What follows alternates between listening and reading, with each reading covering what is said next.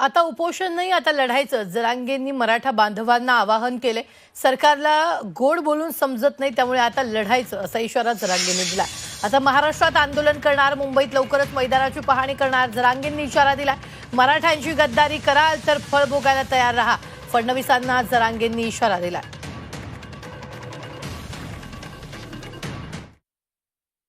आता लढायचंय, कारण मी पण सांगितलं आता उपोषण नाही करायचं, आता लढायचंय. त्याच्यामुळे कोणी मरायचं नाही.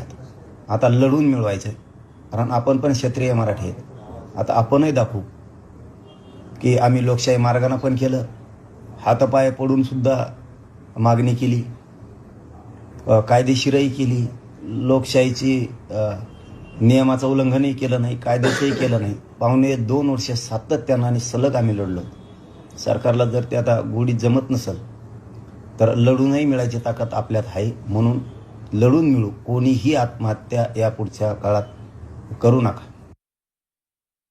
हे चांगलं नाही चाललं, तुमचं जी वागणूक चालली ना फडणवीस साहेब, ही चांगली नाही चालली.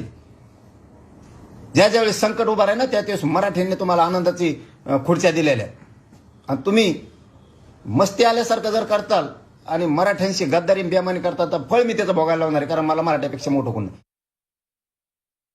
जर फडणवीस साहेब असे दुजा भाव करणार असले, मला लवकरच निर्णय घ्यावा लागणार आहे महाराष्ट्रात उग्र आंदोलन करण्याचा. आम्ही मुंबईला पण जाण्याचा निर्णय, जर फडणवीस साहेब तुम्ही असं करणार असलात ना तर मला निर्णय घ्यावा लागणार आहे. आम्ही लवकरच शिवाजी पार्क आणि आझाद मैदानची पाहणी करायला जाणार आहे. आम्हाला पर्याय नाही. तिथे जेवढे ग्राउंड आहेत मुंबईतले, आम्ही पाणीसाठी आम्हाला जावं लागणार आहे, आणि मी ती तारीख सुद्धा लवकरच डिक्लेअर करणार आहे.